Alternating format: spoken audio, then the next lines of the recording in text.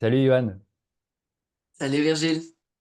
je suis encore ravi de t'accueillir pour ce petit échange où on va focaliser sur le cacao, les qualités de cacao, une formation que tu viens de faire et tu es devenu un certifié chocolatologue, comme un peu un œnologue du chocolat, les cérémonies de cacao, les qualités, la médecine du cacao et enfin ton projet que tu es en train de développer à fond, le Mercabar. Hmm. Alors, pour commencer, donc tu viens de finir une formation très haut niveau où tu es devenu un expert du cacao et de sa dégustation et de sa compréhension comme un œnologue et tu es donc goûteur de chocolat. Oui, Tu c'est en ça. parles. Donc, c'est une formation dont je peux dire un petit mot. Donc, l'IICCT, c'est l'Institute of Chocolate and Cacao Tasting. Donc, l'Institut de dégustation de chocolat et de cacao. C'est un institut qui a été créé il y a à peu près une dizaine d'années et qui a regroupé un Italien, une Anglaise et une Américaine pour travailler ensemble sur le fait de mettre en commun les savoirs et les critères pour déguster et aussi noter, évaluer un bon chocolat. C'est eux qui ont d'ailleurs créé les Chocolate Awards, donc un concours du meilleur chocolat qui a lieu chaque année. Et cette formation, elle est très intéressante puisque, en fait, ce qu'elle invite à faire, c'est déjà à explorer nos sens. Donc, évidemment, le goût. Mais quand on parle de goûter du chocolat, finalement, c'est, comme dans beaucoup de dégustations, beaucoup de l'odorat qu'on va mobiliser. Parce que le goût est en fait assez primaire, assez rustique, bien qu'il donne beaucoup d'informations sur le cacao. L'odorat, par contre, va être beaucoup plus complexe et va évoquer ce qu'on appelle les notes aromatiques. Donc voilà, le fruité, floral, épicé, minéral, euh, tannique. Enfin, tannique, on va être déjà un peu plus sur le goût, mais voilà, il va y avoir beaucoup d'aspects comme ça qu'on va pouvoir retrouver. Et donc ça, c'est une partie qui est intéressante, qui se travaille, qui se cultive en mangeant du chocolat, mais aussi dans la vie quotidienne. Pour trouver une note, par exemple, d'un fruit rouge dans le chocolat, on va réussir à la cerner mieux au fur et à mesure que l'on va goûter et distinguer vraiment la différence entre une fraise, une framboise, un raisin sec, une myrtille, une groseille. Sentir les subtilités et sentir là, on va aller plus vers ce fruit-ci ou ce fruit-là. Donc en fait, ça consiste à se créer une bibliothèque de goût, une bibliothèque d'odeurs, et pour ensuite pouvoir les appliquer dans la dégustation du chocolat. Comment ça se passe alors? Parce que tu as reçu des dizaines d'échantillons avec des chocolats qui sont plutôt bas de gamme pour voir ce qui se passe quand c'est un mauvais chocolat et des chocolats très haut de gamme. Et donc, comment ça se passe? Tu les reçois, donc tu les sens, tu les goûtes. Quel est le procédé pour toi maintenant et ensuite, qu'est-ce que tu as découvert finalement avec tous ces échantillons Des paquets avec différents échantillons. D'abord des échantillons olfactifs, avec différents aliments que je vais pouvoir sentir et goûter pour m'habituer au goût qui vient stimuler ainsi qu'aux odeurs, aux mémoires associées, etc. Donc cette idée de créer une bibliothèque de goût et de, et d'odeurs. Ensuite, on va les déguster ensemble, après avoir eu certains cours théoriques sur l'histoire du chocolat, la confection du chocolat, toutes les techniques différentes, les variétés. Bon, il y a beaucoup de choses à aborder. On va les goûter. Et donc, le déroulé pour goûter un bon chocolat, ça commence par la vue. Déjà, regardez le chocolat, à quoi il ressemble, quelle est son allure, sa couleur, sa brillance. Ensuite, on va mobiliser le son quand on coupe le chocolat, quel est le son qui est fait, ce qui va nous donner des informations sur le tempérage. Donc souvent, on peut avoir un clac assez net, ou d'autres chocolats vont être au contraire très fondants, ce qui va indiquer déjà des modes de transformation et différentes qualités qu'on va aborder en fait avec ce chocolat. Ensuite, et c'est très important, on va sentir le chocolat. On peut éventuellement réchauffer un petit peu le chocolat pour qu'il soit à la température du corps. Donc si le chocolat est un peu frais, on va le frotter entre les mains pour le réchauffer et sentir. Enfin, on va pouvoir mettre le chocolat dans la bouche. On ne va pas mâcher le chocolat plus que ça, on va le laisser fondre. Et ça, c'est un processus qui est très intéressant, puisqu'en fait, le chocolat est très évolutif. Donc, en le laissant fondre, on va avoir différentes informations gustatives et des saveurs qui vont se développer dans la bouche et qui, petit à petit, vont nous amener vers des notes, des sensations. Donc, on peut avoir un, deux, trois couches et certains chocolats très complexes nous emmènent jusqu'à 8 ou 9 couches, donc avec vraiment des goûts qui sont très évolutifs, jusqu'à ce qu'on appelle donc l'aftertaste, donc la longueur en goût, qui va pouvoir tenir jusqu'à 15 à 20 minutes en bouche pour des bons chocolats. Par exemple, entre un bas de gamme et un haut de gamme, Alors, en gros, quelle est la différence entre un chocolat qui a des défauts et qui est de qualité? pour être schématique, dans un chocolat qui a des défauts, un chocolat défectueux, c'est-à-dire la grande majorité des chocolats que l'on trouve dans le monde industriel, ce sont déjà des variétés peu intéressantes, mais très productives et très, très résistantes, mais peu intéressantes au niveau gustatif, donc une certaine pauvreté du goût. Elles ont souvent été mal fermentées, voire ont des défauts de séchage, des moisissures, etc., qui encore une fois appauvrissent le goût. Toutes ces mauvaises qualités vont être masquées par une torréfaction forte qui va brûler les propriétés de la graine, mais aussi accélérer sa transformation en chocolat. On est sur une optimisation de la production plutôt qu'un développement des saveurs. Les mauvais arômes vont aussi être masqués, notamment par l'ajout de vanilline, donc d'arômes artificiels de vanille qui est très présent dans le chocolat bas de gamme, mais aussi d'une grande quantité de sucre, puisqu'en fait beaucoup de chocolats ont beaucoup plus de sucre que de cacao dans leur composition, ou vont être, on pourrait dire, coupés, comme une drogue de rue finalement, coupée avec plein d'autres choses qui sont moins chères, moins nobles que le cacao. Donc tout ça en fait va tendre à stimuler le cerveau d'une manière rapide, le sucre. Je mange, c'est sucré, ça me fait un pic de oui, du sucre, ça part très vite, il n'y a aucune teneur en bouche et on en reveut. Très bonne technique pour vendre beaucoup de quelque chose de pas cher et qui n'a pas une grande valeur. Voilà. Bon, dans le goût, on va pouvoir déceler ces notes ces notes un petit peu cramées, brûlées, un aspect un petit peu cendreux, voire carbonisé dans la bouche. On peut souvent avoir un aspect un petit peu granuleux. La surtransformation du chocolat aussi peut arriver pour masquer encore une fois les mauvais aspects et donner une texture très agréable, mais en perdant certaines propriétés. Bon, il va y avoir différents niveaux et différentes techniques.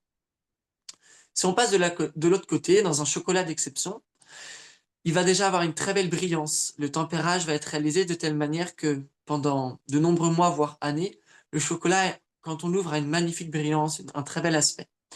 La couleur va dépendre des variétés. Il n'y a pas une couleur meilleure que d'autres. Mais souvent, on ne sera pas sur un chocolat qui sera très noir foncé. Plutôt du marron clair au rouge, voire au blanchâtre, selon les fèves utilisées. Je ne parle pas de chocolat blanc, mais bien de la fève de cacao.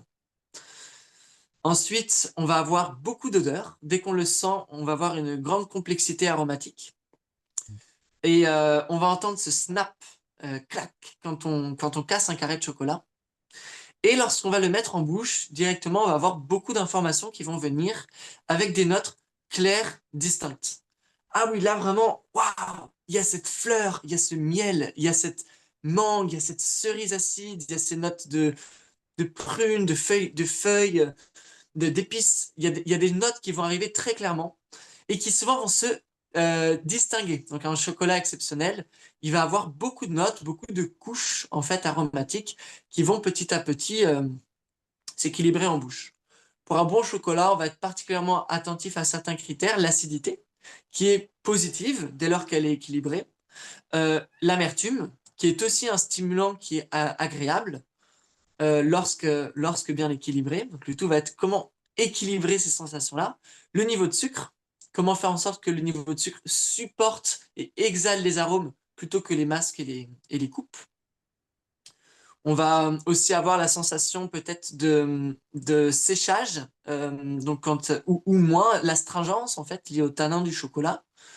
Voilà. Et puis la complexité aromatique, tout simplement. Enfin, la distinctivité, on peut dire comme ça, son caractère distinctif par rapport à ce qu'on a habitué à manger. Donc, c'est un caractère, on dirait, un peu extraordinaire. Donc voilà, tout ça, ça va être des critères qui vont être particulièrement intéressants Et lorsqu'on s'intéresse à un chocolat complexe. Par exemple, un cacao d'Afrique de l'Ouest, du Ghana ou de la Côte d'Ivoire, va souvent avoir une allure un petit peu plus sombre et des arômes de noix de coco. Et une complexité aromatique relativement moyenne, pauvre. Un cacao de Madagascar, on parle souvent de criollo ou plutôt acriollado, donc des variétés qui vont des génétiques du cacao criollo. Et on va plutôt être sur des variétés acidulées, voire très acidulées avec des notes de fruits rouges très prononcées. Si on prend des variétés du Venezuela, on va être plutôt sur des arômes plus très complexes, mais plus subtils, plus floraux. C'est des arômes qu'on considère comme étant d'exception et qu'on va vraiment rechercher dans la haute gastronomie et qui vont voilà, être plus subtils et vraiment avoir une très grande complexité aromatique. Bon, pour donner que trois exemples, mais il y en a beaucoup. Quand on prend les cacaos d'Asie, d'Europe, d'Amérique centrale et du Sud, il y a vraiment une grande diversité de points communs par pays. bon, c'est passionnant. Je pense que là, je fais un petit aparté. Quand je t'ai entendu hier, je me suis dit, mais pourquoi pas proposer un pack de dégustation avec notre équipe de Mercabar et envoyer des packs et faire aussi ce que fait la School, mais en juste plus amateur. Donc, ce serait des packs à, je sais pas, juste 100 euros, tu vois, où on a un petit dégustation ensemble et ça pourrait être un super. Moi, ça pourrait beaucoup me plaire de faire ça avec vous. C'est une bonne idée. Il y en a déjà qui existent. Je pourrais te partager des références si tu veux. D'accord. Mais j'imagine que vu notre projet, on pourrait aussi faire partie de ces entreprises qui proposent ça. Ouais, absolument. Euh, Faire la distinction entre cacao et chocolat au moment que tu trouves approprié. Ça peut venir un peu plus tard aussi. d'accord. Alors, on n'a qu'à faire. euh, J'aimerais que tu me parles de la lécithine. Est-ce que ça rentre en Oui. compte dans la gamme qualitative? Alors, quand on veut un bon chocolat, très souvent, un bon chocolat, c'est trois ingrédients. Du cacao, du sucre, du beurre de cacao. On n'a besoin de rien d'autre. La lécithine de soja, elle peut être présente et elle n'est pas forcément signe d'un mauvais cacao. La lécithine de soja, en fait, elle n'apporte pas vraiment de goût. Elle est surtout là pour apporter une texture, pour fluidifier le cacao. Et on l'utilise parfois en substitut du beurre de cacao parce qu'elle est beaucoup moins chère, donc il y a un vrai intérêt économique. Et aussi parce que finalement, un beurre de cacao va être intéressant s'il est de bonne qualité. Mais il est très fréquent de voir des cacaos dont les défauts viennent de caractères un petit peu rance du beurre de cacao. Donc en fait, un mauvais beurre de cacao va affecter le chocolat. Il est presque même dans ce cas-là plus souhaitable d'avoir de la lécithine. La lécithine ayant surtout pour fonction d'ajouter du plaisir gustatif en termes de texture. Donc un chocolat qui va bien fondre, potentiellement aussi bien homogénéiser les saveurs entre le sucre et le cacao lors de l'étape du conchage. D'accord. Parce que donc ça veut dire que la lécithine, il peut y en avoir une quantité quand même grande, en fait. Parce que d'après ce que moi je lisais sur les paquets, c'était plutôt, ça ressemblait à une infime dose. Et je crois que j'ai jamais vraiment vu plus de 1. Enfin, il y a même pas peut-être de pourcentage, je sais plus. Mais en fait, il peut y en Non, c'est avoir. exact, c'est une très petite dose. On en a besoin d'un tout petit peu, comme le beurre de cacao. Il y a différentes écoles.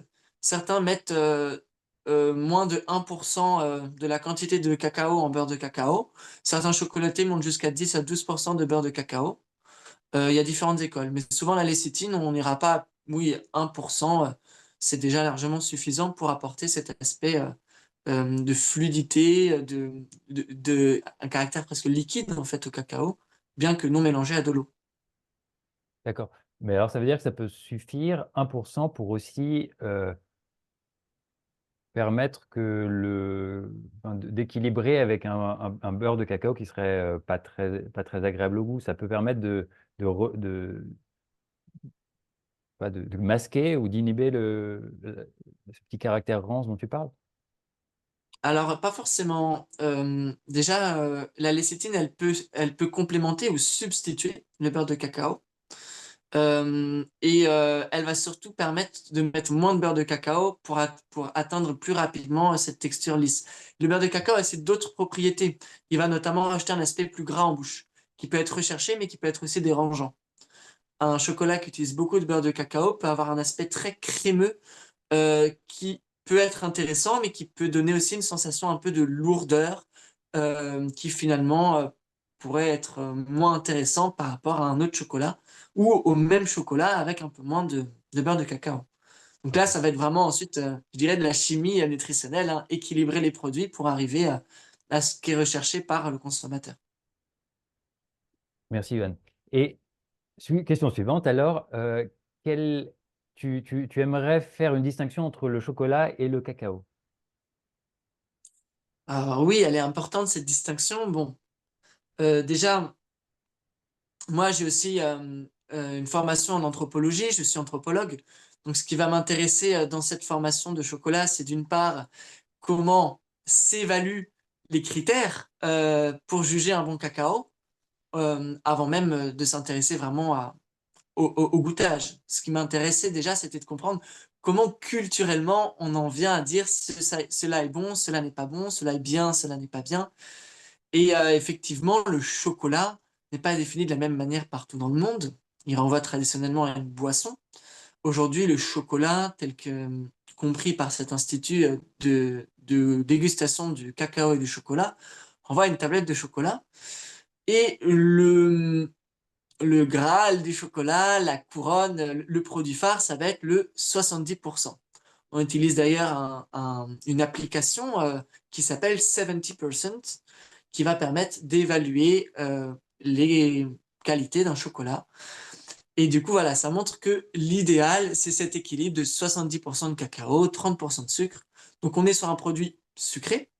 C'est peut-être moins connu du grand public, mais il y a une énorme gastronomie salée avec le cacao qui existe traditionnellement en Amérique centrale notamment. Mais du coup, voilà, donc il va y avoir le sucre, et du coup, la plupart des produits goûtés sont du chocolat 70%. Ce qui va exclure souvent les chocolats avec des produits ajoutés, chocolat aux noisettes, chocolat aux fruits rouges ou quoi, non. On va chercher les notes de noisettes, les notes de fruits rouges, les notes etc., etc., dans le chocolat même, plutôt que dans des produits ajoutés. On va aussi ne pas vraiment s'intéresser au chocolat au lait, chocolat blanc, ces autres modes de fabrication du chocolat qui sont des recettes différentes. Et on va pas aussi s'intéresser au cacao. Alors, on va s'y intéresser, puisqu'il est impossible de faire un bon chocolat sans un bon cacao. Le plus grand chocolatier ne pourra pas masquer les défauts présents dans une fève de cacao, liés à la variété, liés à une mauvaise fermentation, à un mauvais séchage, ou bien d'autres. Mais toutefois, voilà, là, le point d'évaluation central, ça va quand même être le chocolat. Or, le cacao a aussi une grande complexité. Donc, le cacao, on parle de la fève même, euh, dont l'arôme va changer constamment dès lors qu'il soit cru, qu'il a été fermenté, séché, voire même tout simplement transformé en une pâte brute. Tout ça ne va pas donner les mêmes expériences et on ne va pas se baser ni sur les mêmes critères d'évaluation et ni finalement sur les mêmes objectifs de dégustation. Donc voilà, ça va pas être le, exactement les mêmes procédés en fait pour évaluer ces différents produits. D'accord. Ah, je me suis un peu perdu euh, parce que là, on passe en off et tout, mais est-ce que tu veux la refaire? Parce que ça m'a paru un peu long et moi, je me suis un peu perdu et je ne sais pas très bien le sens, enfin, j'ai pas compris tout à fait. Ok, et ben, je peux la refaire en plus simple si tu veux. Merci. Enfin, ouais, ok. Bon, je peux la faire avec moins de détails. Ouais, peut-être. Et ouais, merci. Donc, la différence entre le chocolat et le cacao, c'est que le cacao, c'est une matière première et que le chocolat, c'est l'obtention d'un produit dérivé de cette matière première. Le cacao, on va parler d'une graine qui a été séchée, fermentée, torréfiée. Parfois, on peut parler de cacao en renvoyant en fait à la pâte de cacao, donc aux fèves de cacao qui ont été broyées, mais qui sont encore à 100% de leur teneur en cacao. Le chocolat, ça va renvoyer à un produit dérivé. Ça peut être une boisson, tel que c'était le cas traditionnellement, ou une tablette de chocolat, ce qu'on considère généralement aujourd'hui. Lorsqu'on travaille à l'évaluation d'un chocolat dans le cadre de l'Institut international de dégustation de cacao et de chocolat, on parle surtout de chocolat noir à 70%. On exclut donc chocolat blanc, chocolat au lait et tous les chocolats avec des additifs tels que de la vanille, des noix, des noisettes, des fruits rouges. On va chercher à trouver ces notes naturellement présentes dans le chocolat. Donc voilà, ça c'est la différence qui est fondamentale entre le cacao et le chocolat. D'accord. Et souvent, donc, ce que tu veux dire aussi, c'est que le mode de dégustation, c'est plutôt tablette 70%.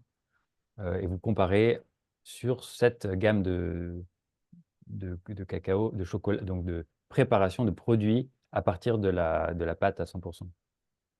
Alors, la mode, dans les cercles de dégustation, les clubs de dégustation, on a le club de croqueurs de chocolat en France, il y a de plus en plus de clubs qui existent, qui sont des groupes d'experts ou passionnés, amateurs du chocolat, qui vont souvent, dans ce qui ressort, mettre un petit peu sur un piédestal le chocolat noir 70%.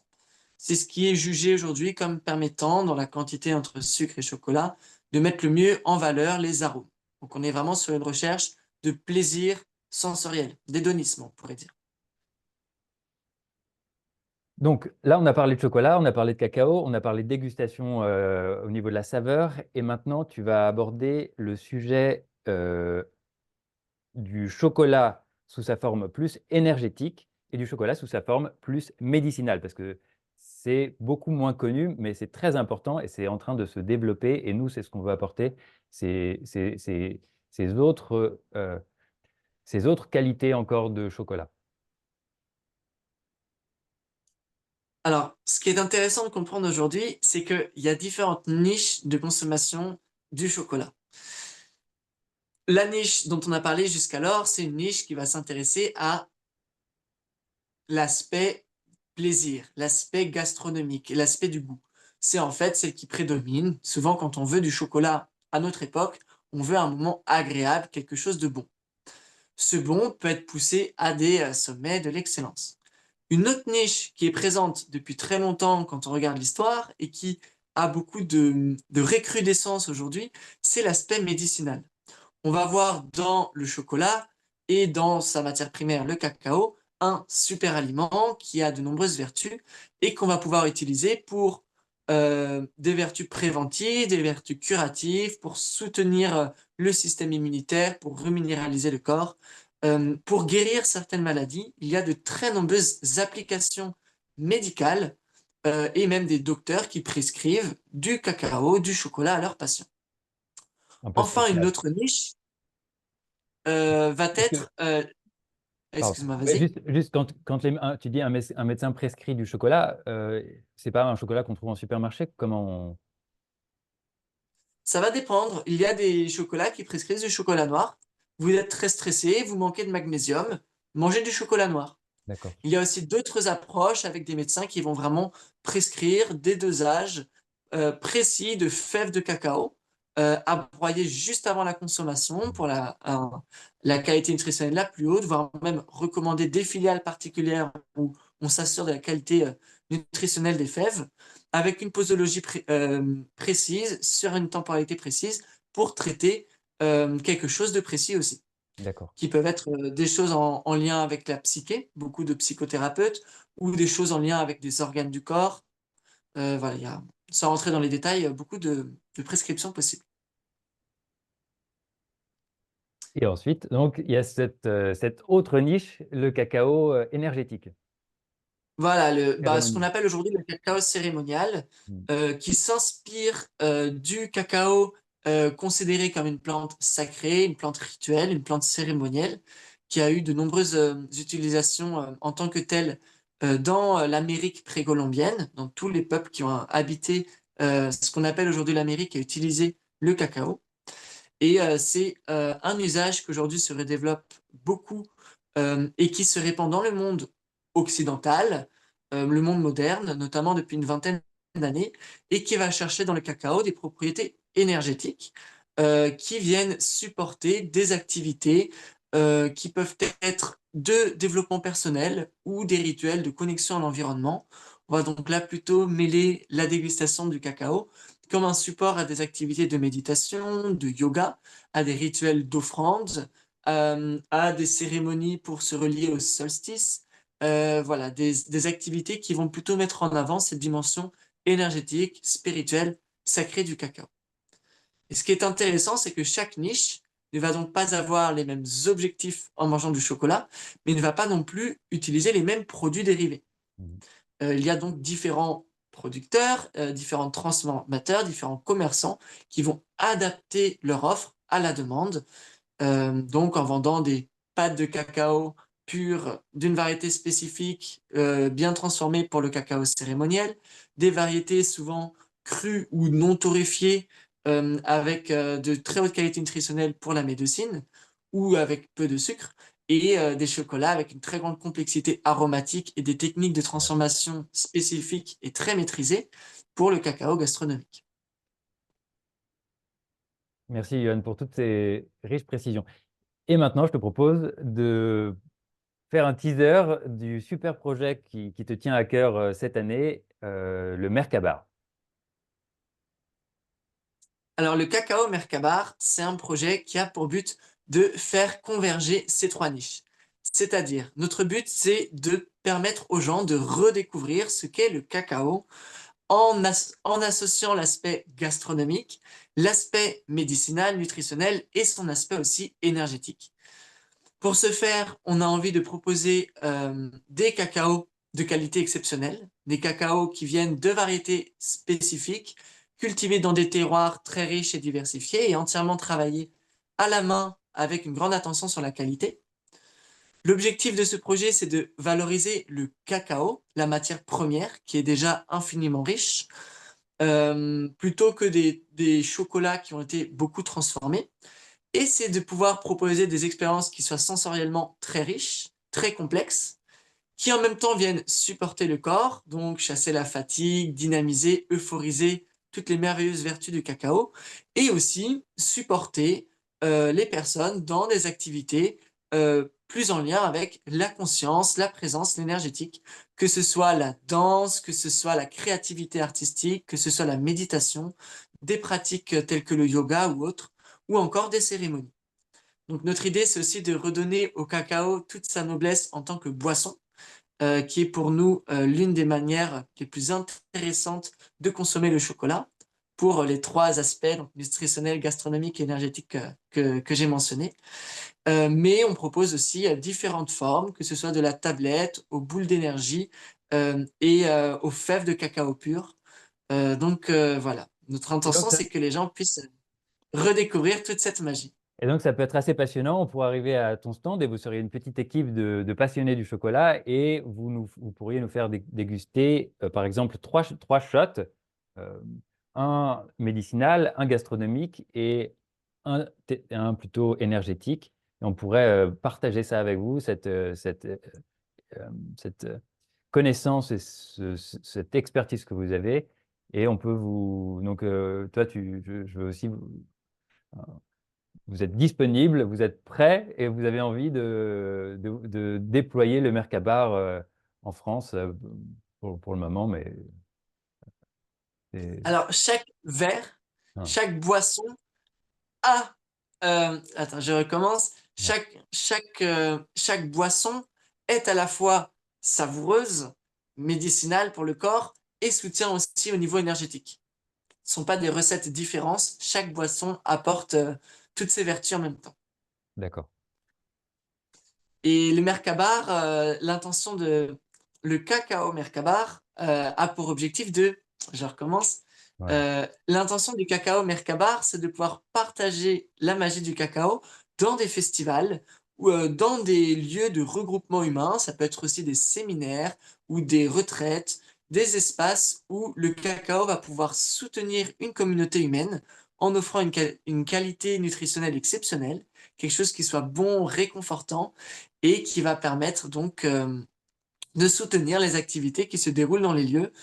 Nous, on a très envie de diffuser ce projet dans différents festivals en France, mais aussi en Europe, en Angleterre, en Suisse, voilà, dans les pays limitrophes à la France. Et on sera disponible notamment dans la saison estivale et aussi sur certains marchés où on pourra partager aussi des boissons et des produits à emporter avec vous. Super. Merci, Johan, pour cet échange. Et je suis super content de. Ah, j'apprends plein de choses à chaque fois avec toi, j'adore. Je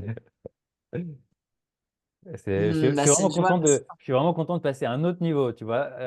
C'est ça que je vis, c'est que je discute avec toi et je passe à un niveau. Enfin, tu m'élèves dans l'univers du chocolat. Hmm. Et on s'élève ensemble, c'est ça Ouais. la beauté de la communauté. Hmm.